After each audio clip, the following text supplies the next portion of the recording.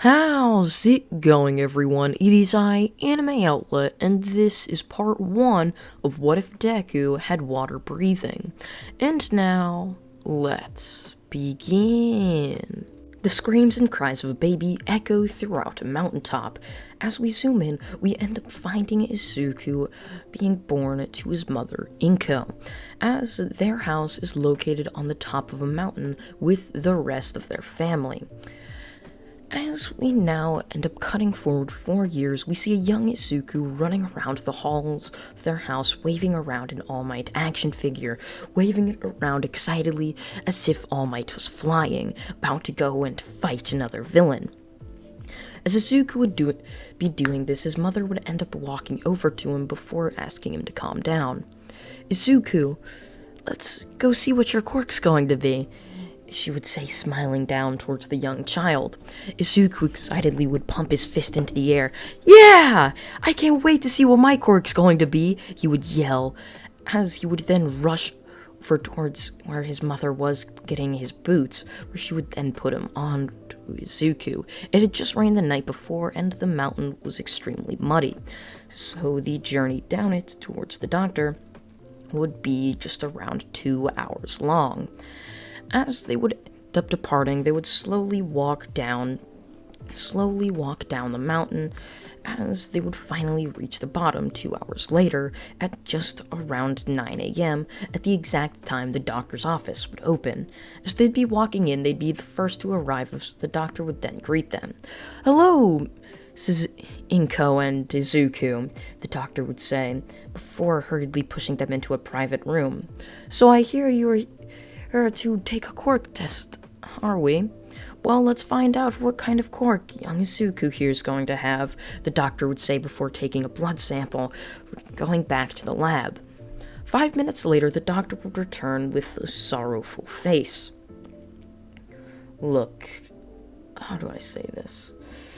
I'm sorry, Inko and Izuku, but Izuku here, he's quirkless." "What?" Inko would say, as the doctor would only just nod his head. "Yeah, he's quirkless. Or, actually, he could have a late blooming quirk, meaning he's not going to have his quirk unlocked just yet. Or, of course, he could just end up having a quirk. It's just what we look for in the blood is absent, meaning it's a rare genetic thing to have a quirk and to be missing this vital component. And he's missing that component. So, really, now it's basically just waiting to see what's going to happen." As we end up cutting forward to see Izuku walking down up the path of the mountain with a glooming face. He was very sad, after all, as the one thing he'd been looking forward to for so many years had just been ripped away from him. And Izuku didn't know why. Why was this happening to him? Why? Why did he not have a quirk? All of these questions wouldn't be able to be explained. However, after the 2-hour walk being up, Izuku would go to his room to look at all of his All Might action figures that had been handcrafted out of wood by his own mother. As Inko would end up walking into the main hall of the family house. "Ah, if it isn't my daughter Inko," her father would say. "So, what's the boy's quirk?" "He's quirkless," Inko would say, as Inko's father would then smile. "Perfect. Let's set him up for training right away," her father would say, as Inko would then nod her head, going over, grabbing Izuku out of his room before telling him, "We're gonna help you train to become a hero, Izuku," with an excited face, as Izuku would look up to her with shining eyes, as if saying, "Really?" As Inko would only just nod her head. "Yup, just follow me," she would explain, bringing Izuku towards the main room. "If it isn't my grandson, Izuku. How are you?" I'm good, Grandpa," Izuku would say, as Izuku's grandpa would only just laugh. Alright, well, I'm gonna help you become a hero, alright? I'm going to be teaching you the very ancient technique that is known as water breathing. But to do this, you're gonna have to start training before I end up teaching you any cool moves. So, your mother will be training you in the arts of katana wielding, while you yourself is going to figure out how to get your stamina and lung capacity up higher. So, Izuku, are you up for the task?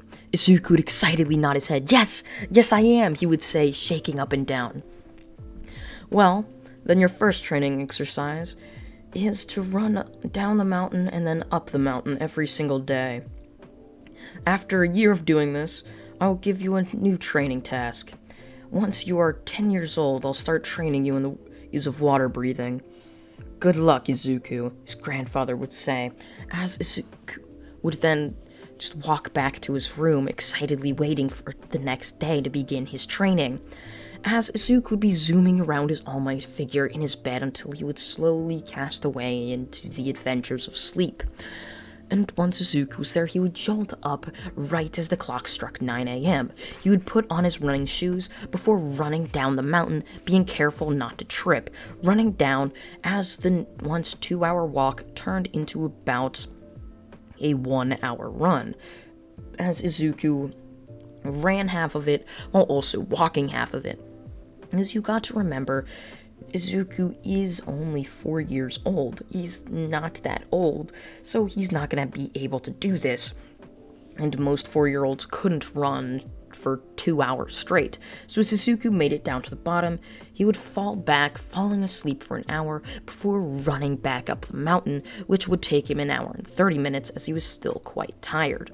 Once he would get back up there, his mother would end up just meeting him right at the top of the mountain before taking him to start just learning how to wield a katana, as she would teach him the basic slash and all of that, just learning how to use it just in a good manner and be able to slash right in places and to the point that you could get a clean cut even if it wasn't a very strong slash. So with all of that out of the way, a year would end up passing of Izuku running down and then back up the mountain, to the point Izuku could run all the way down and all the way back up without stopping at the age of 5. Izuku's stamina was insane at his level, something that many athletes don't have, as Izuku had started training from a young age, and the thin air up at the top of the mountain allowed for Izuku to start his lungs just early, and this would cause Izuku to be able to breathe more just from less air. So when he had normal full air, Izuku would have to breathe less, causing him to need less energy to continue going. It's quite complicated. So once Izuku would make it back to the top after a full year, his mother would be standing there with his grandfather, as his grandfather would then take out a gourd before tossing it over towards Izuku. Alright, Izuku, your next task is to keep on running up and down and up the mountain every single day, while also blowing into this for at least 30 minutes straight every single day. It's okay if you take breaks. Your end goal is to end up shattering it, alright? So 30 minutes every day, just continuous, no 1 minute breaks, only like around 30 seconds. If you have a 1 minute break, that would just be too much. Izuku would nod his head and would be eager to continue on this training, as he would end up blowing into at first this tiny gourd, which after around a month Izuku would end up shattering, and after that his grandfather would give him a massive gourd that would take forever for Izuku to be able to shatter. So after another year, Izuku still couldn't shatter it, but his lungs were getting even more, so his grandfather made him run up and down, so 2 mountains every single day. This was a lot on the young child, as he was only 6 years old, but his hopes and dreams of becoming a hero far outweighed anything like that. Every time he was in pain, not wanting to continue, Izuku just thought, of the time that doctor said he was corkless, the time the doctor said he wasn't going to have a cork, and the hope that he could one day be a hero drove Izuku to the extent to continue on just pounding the stone, continue grinding, hoping one day he would be able to become a hero. This would lead to Izuku becoming a prodigy. His work ethic was insane. Every single day Izuku would be running, lifting weights. He'd be doing all of this just to get stronger, just to become a hero. So, as Izuku turned 10 years old, he was excitedly jumping around, having been training with his katana skills, as his grandfather would finally wield him ready to learn how to use water breathing. As his grandfather would end up grabbing a katana out of one of the katana racks, as he would end up flowing it in the air before end up getting a deep breath. He would breathe in and then out, or he would end up saying first form, water surface slash, before slashing his katana, as Izuku would stare on, just watching it, as what looked like water would flow out of his sword as some sort of a visual effect, as the slash was easily clean, as Izuku would stare on before taking the sword from his grandfather. He would breathe in and out.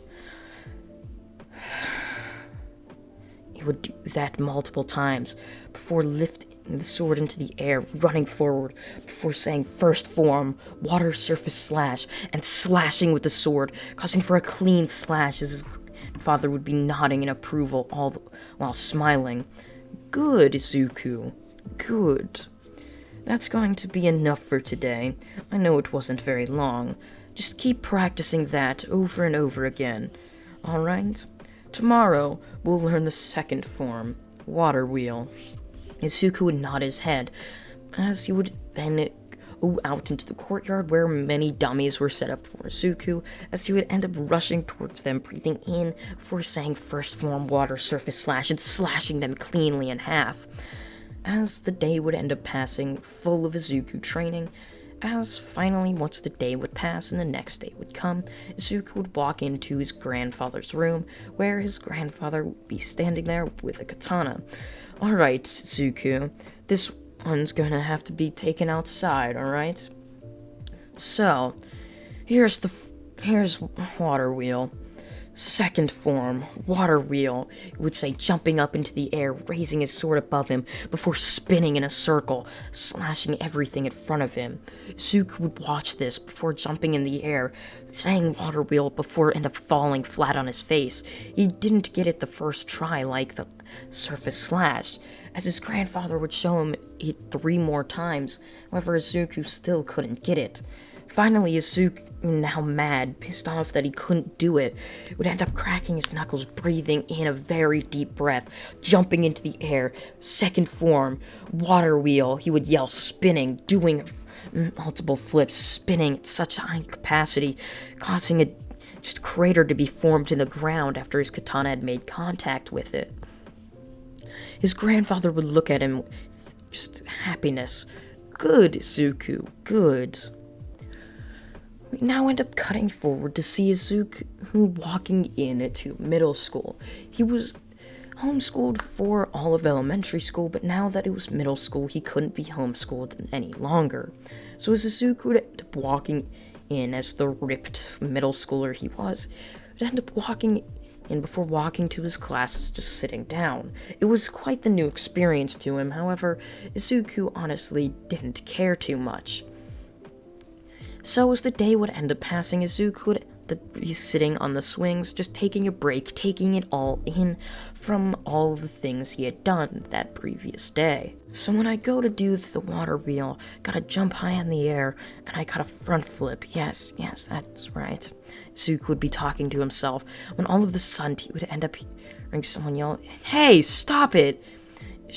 A voice would say, as Izuku would turn his attention and head towards wherever he heard, where Izuku would end up seeing a young blonde-haired boy pushing down a girl. Right as the girl was about to get up and defend herself, Izuku stepped in before punching Bakugo right across the face. as this blonde-haired boy, now known as Bakugo, would get up with an angry look on his face. "Who did that?" he would yell, rubbing the dirt out of his eyes. "Such a disgrace," Zuko would say, looking down towards Bakugo. "What's the point of this? Why are you pushing down this girl?" Zuko would say. Bakugo would only look towards Zuko before rushing at him with sparks flying out of his hand. However, before Bakugo could even do anything, Zuko would grab Bakugo's wrist, turning it violently before putting Bakugo down on his back with his hand just pinned down to his back, pinning Bakugo down. "Stop already. You have no chance at winning," Zuko would say, as Bakugo would end up being let go by Zuko before rushing off, meeting up with some of his lackeys, who would end up just rocking off, mumbling something to themselves about some stupid idiot that was the green-haired boy. Zuko would stare down towards the girl before offering her hand. "Hi, I'm Izuku," he would say. "Oh, I'm Shinobu," the girl would say, as Izuku would end up smiling down towards her. "It's nice to meet you."